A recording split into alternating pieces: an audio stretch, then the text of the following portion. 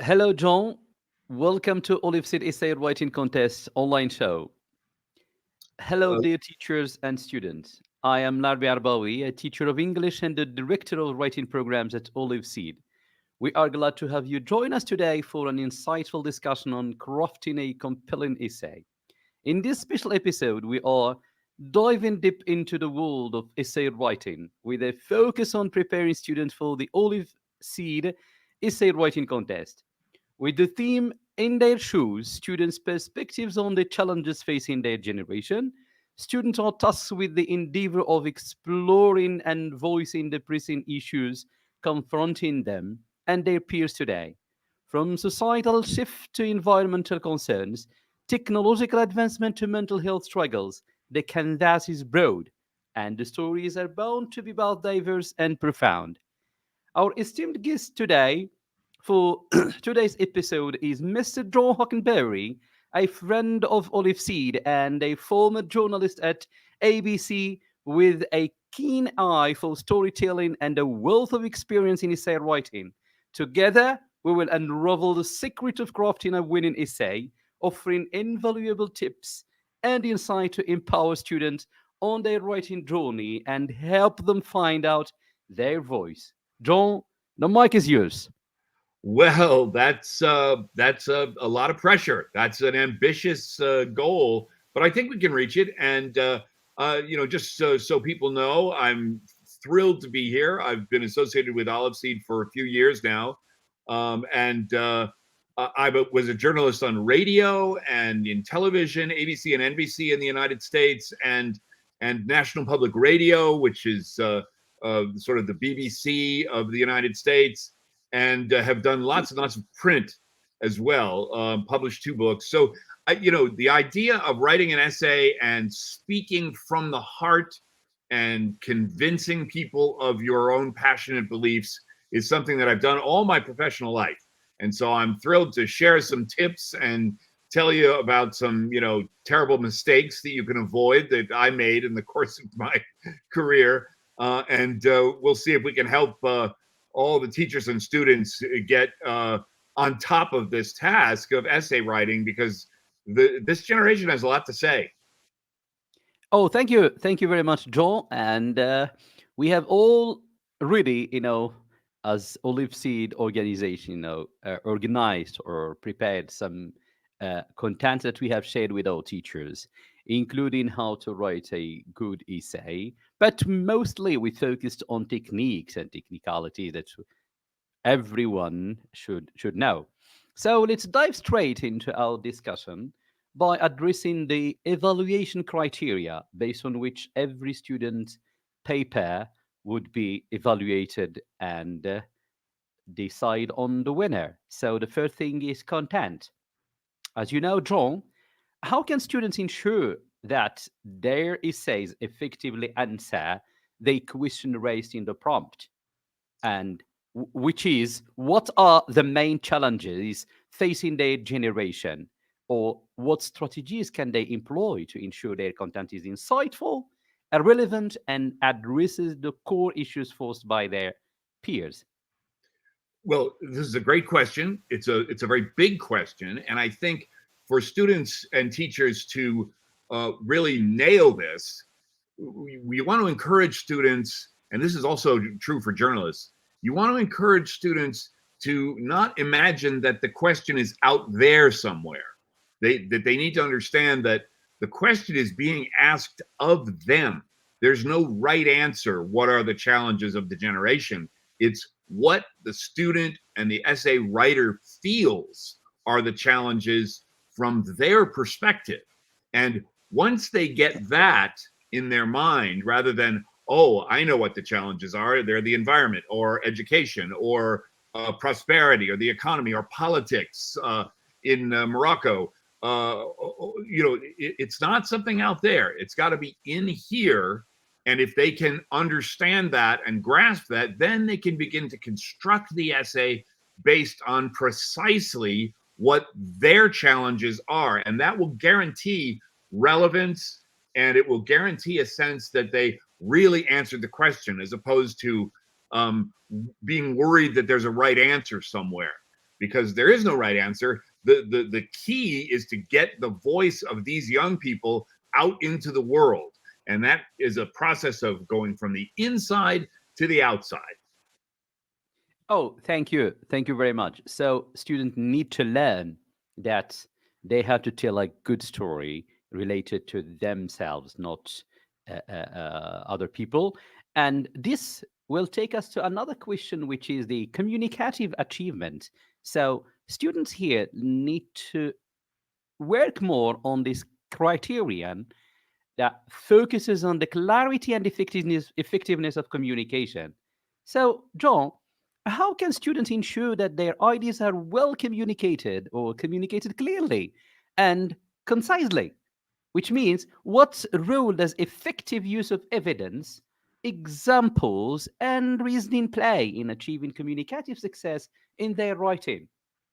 Well, you want to take the position that, okay, inside I have a belief, and the students have to be confident enough to understand that there is content in them that is relevant.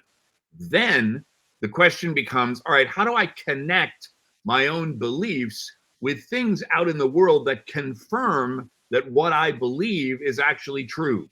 So, for instance, a student might say education is a very important issue in my community. And then they would speak about how that is important to them, but then they have to venture out and say, the reason I know this is because in my family, my grandfather always said that he wished he had education and it limited him in some way, or my grandmother, or some story that's close to them that begins to give reality to the belief. And then you want to do some research and say, in our country last year, for instance, only this number of people graduated, or there was only this number of college graduates. The trend is up or not up enough, or it went down, something like that.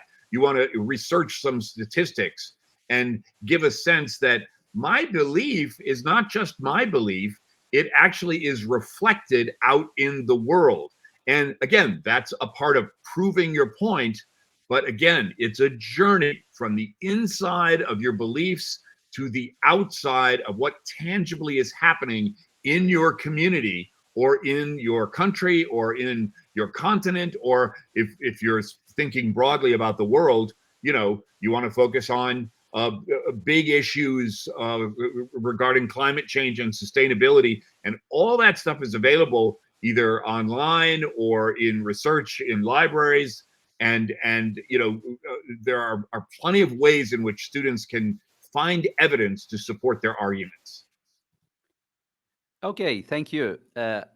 This is for sure, something every writer is achieving, from his or her own writing, is to communicate with the audience, to communicate with the readers, to communicate certain topics and certain ideas and beliefs, stories, or whatever. And this is what makes a good essay, a good piece of writing. Uh, Larvin, let me tell you a story. When yeah. I was in high school, I was on the debate team. And on the debate team, you were always sort of speaking essays and you were writing essays, and you had to convince people, you had to show evidence of all of your arguments. And so there was this real interesting balance because some teams would get overwhelmed. They would bring tons of evidence in, and they would spend the whole time during the debate just reading cards that had evidence, this congressional hearing or this legislative thing, this report, this statistic, this. And the judges would say, hey, what do you believe? Don't overwhelm your essay with evidence, but include it. There needs to be a balance of evidence and if you use too much evidence, you're sort of conveying to the audience maybe you don't believe it.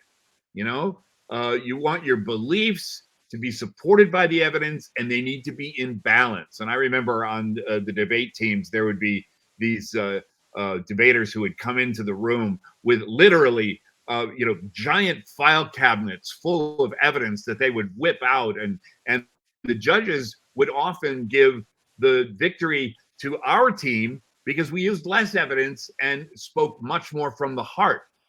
We were more in balance. And then there Yeah. were also the teams that had no evidence at all, and all they would do is just go in and wing it, and they Uh, would lose. So it's a balancing act. I love this idea of saying what you gotta say from the heart. This is so true. And whenever you would like to say something, stand up and say it heart, and not just evidence or statistics or facts or whatever that makes a good piece of paper, but rather something that is really personal, something that is kind of, there is a story behind that. And I think in order all to have all these elements all together, we need certain organization. Students need to learn how to organize their ideas, and because organization is a key to a well-crafted essay.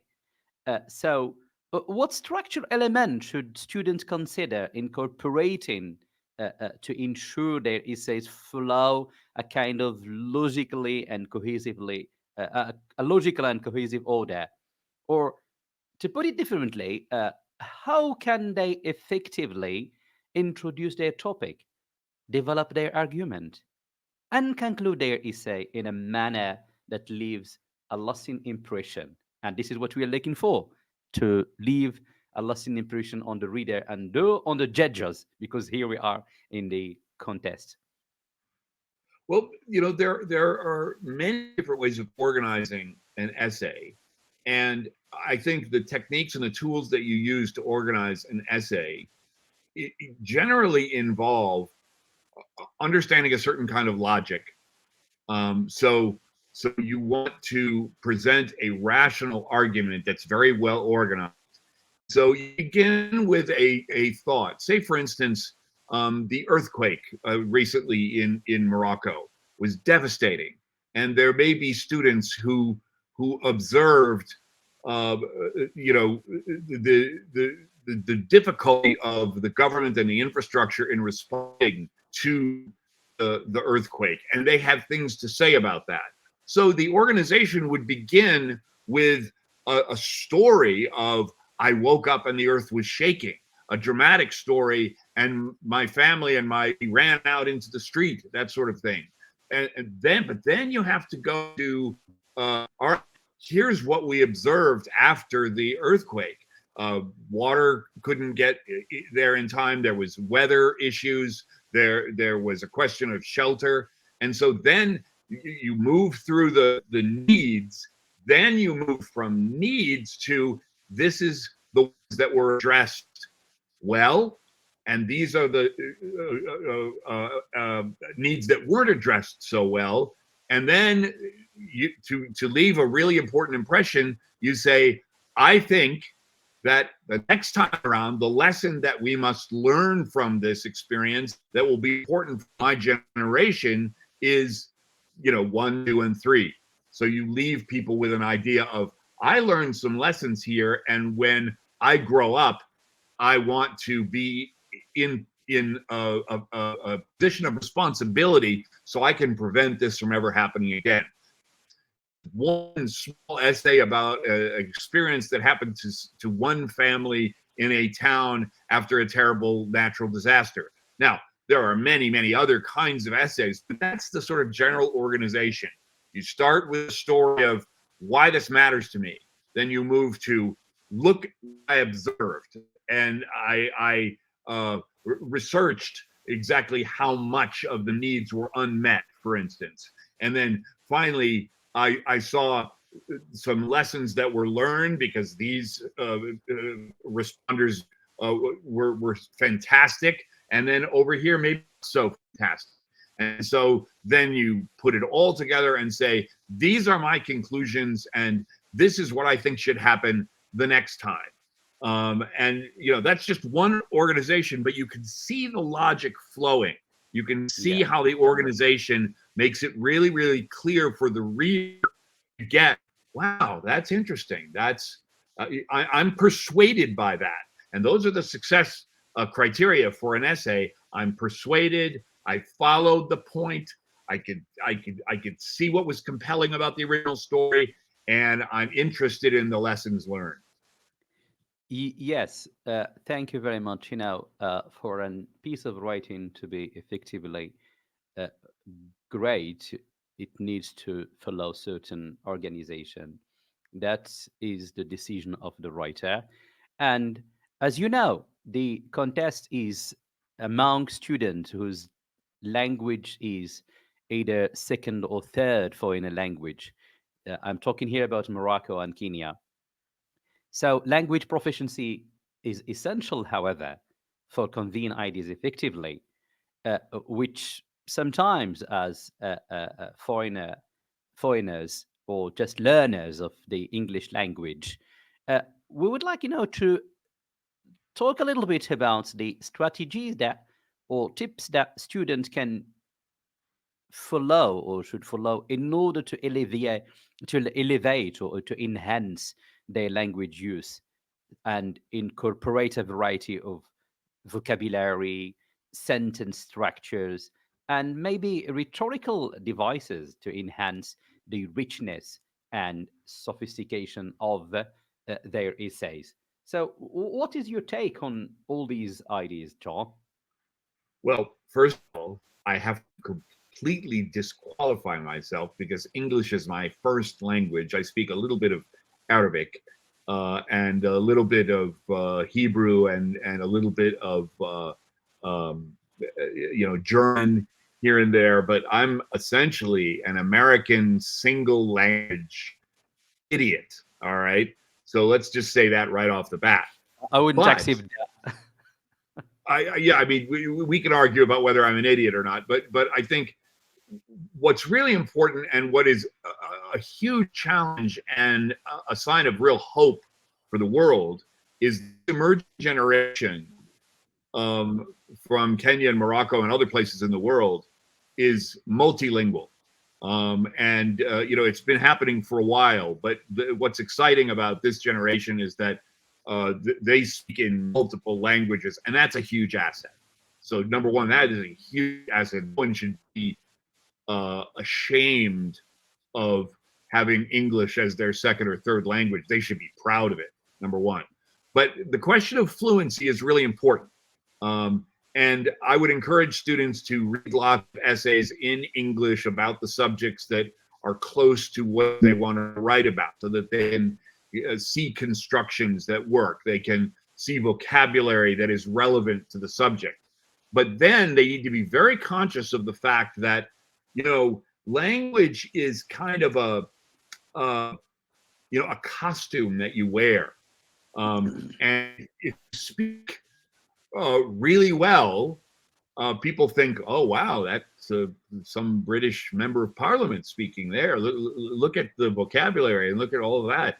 But then you can get into one paragraph, make a really bad mistake, a grammatical error, or you use a vocabulary wrong or improperly or awkwardly. And then all of a sudden it's, oh, well, this person doesn't know what they think they know, and that's probably just some struggling person who doesn't really know English and is trying to pretend that they know English. You want to use your fluency so that people stay with you and don't categorize you and say, oh, this person isn't up to snuff. So grammar and fluency is a way for you to be empowered and essentially to speak on equal terms with other people in the world. And English speakers traditionally have been, fairly, arrogant about their fluency, and when other people are trying to speak English, they have been known to be intolerant of people who don't have the fluency that they have. Now, English has a huge advantage because it is less this way than almost any language. It's spoken everywhere in the world. As a friend of mine who I work for from Chile says, the world runs on bad English.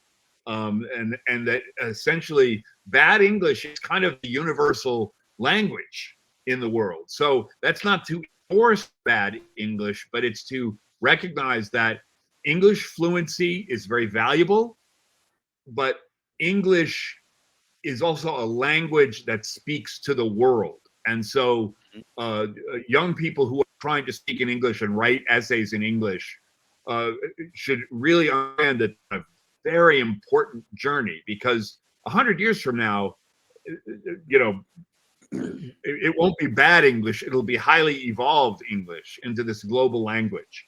And so recognizing that you're speaking global language, recognizing that fluency is important to you, recognizing that you're speaking correctly and using proper vocabulary.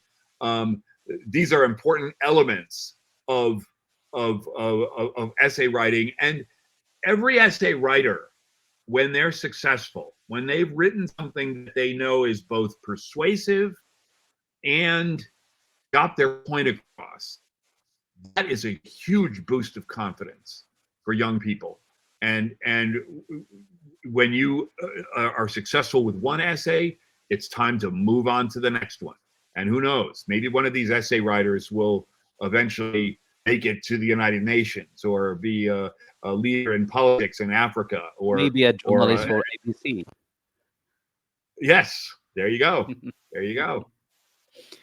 Oh, okay. This is great. So far, and for sure, language fluency is a requirement, but we can achieve this fluency through simple sentences and very simple language. It's not like, I mean, our students here in Morocco are familiar with that kind of flowery language as if it is the best language ever. But in English, when it comes to English, it's the communicative aspect of language. Mhm. How good your sentence expresses what you really want to say. That is what matters. But we learn, I mean, in Arabic or Berber, or that fluency is achieved when you are kind of using this flowery language and things like that. Uh, this is really personal, and every student has his or her own perspective and master of English language. And this will bring us to the final thought, or the most important element is the personal engagement. And here, the personal engagement entails the writer's connection to the topic and their ability to convey passion and authenticity in their writing. So, John, again, how can students infuse their essays with their unique perspective, experiences, and insights to captivate the reader and foster a genuine connection? Well, as you mentioned at the beginning of our broadcast here, this is my favorite part. Yeah, You yeah, correctly identified that this is my favorite part of this whole process. Now, that's not to say that I only want to talk about myself, and I've spent my career just basically, uh, you know, telling my own story and getting outside of myself. It's not the case. Again, it's always a matter of balance. But I think what's really important for teachers to do, and for students to be, um, you know, given permission to do in this essay contest, is to understand that the story is within them. That the ideas are inside. It is. It's not something they have to look for. It's be there. They have a story. Their voice is important. They are a part of this generation. And so if, for instance, a young person, and there's a lot of this going on in the United States right now, if a young person feels as though their future is threatened in some way by decisions that were made by previous generations, um, they need permission to be angry about that, to say, oh my goodness, thank you so much for leaving the planet in this state. And now I'm going to have to deal with it. That's to lecture your elders, but that anger is real. That anger, that frustration, that sense of, oh my goodness, the world is in crisis and I'm being saddled with a burden that you didn't have, mother and father or previous generation. So that anger, that passion is important and is relevant. But it's really important to recognize the difference between an essay, which is personal engagement, passionate storytelling, conveying beliefs that matter, balanced with evidence and a knowledge of the world outside. Because what is going on so much on social media right now is people just ranting, people just angry and saying, I've been oppressed, or I'm a victim, or people are against me, or here's a conspiracy, or I want to uh, bring down the people who are repressing and being my enemy. There's so much ranting going on social media, and it pretends to be essays, but it's not. Opinions balanced with evidence by people who are intelligent and can show by their organization and personal engagement and knowledge of the world around them that they are determined to persuade people of their own opinion and determined to be a part of the solution. That is really the magical sweet spot of personal engagement. Recognizing that, yes, it's inside me. The answer, the relevance is all inside me, because as a member of this generation, my experience matters. And then turning that into a passionate story that is connected with knowledge about the outside world, and then persuades people to pay attention and maybe want to learn more. That is the magic of writing. And it's also, the English language right now is this huge intellectual playground for people all over the world to communicate with each other about these sorts of issues. And I couldn't be more excited about the young people who are going to participate in this essay contest. And by the way, one last thing, be sure to Yep. listen to your teachers. Listen to your teachers like Larby, okay? What I have to say is Sorry, important. sorry, John. I Listen to missed your this point. teachers. Okay, thank you very much, for this piece of advice, and this will bring us uh, to a close or to the end of this show. I really enjoyed it, so I want to extend a heartfelt thank you to all our incredible guests and supporters who have made today's discussion possible. First and foremost, a huge thank you to our guest journalist, John Hockenberry, for sharing your valuable insight and expertise on essay writing. I also want to express our deepest gratitude and thanks to Gigi Williams, Barb Macras, and the entire Oliveseed team for their unwavering commitment to empowering students in Morocco and Kenya. Your dedication to education and your tireless effort to support teachers and students alike are truly commendable. Also, a special shout out to Dan Lumien, Oliveseed coordinator in Kenya, and a heartfelt thank you to all our esteemed teachers in Morocco and Kenya who have worked tirelessly to supervise and encourage their students throughout this journey. Your dedication to your students' growth and development is truly admirable, and we are grateful for all that you do. Together, we have embarked on a journey to empower students and promote English learning in Morocco and Kenya. So we have already published, two anthologies, and we are working on the third one, Student Voices from Morocco. It is a great project that we have worked on in Oliveseed, and we have already seen the product of this, and its impact on the students. So, with your continued support, we look forward to seeing the incredible essays that emerge from Oliveseed contest and the positive impact they will undoubtedly have on student lives. Thank you once more and once again to our honorable guest, John Hockenberry, And supporters and let viewers me for say joining thank us. you to let me say thank you to you, Larby. And this show, the Larby and John show, is an experiment, and we'd love to hear from you.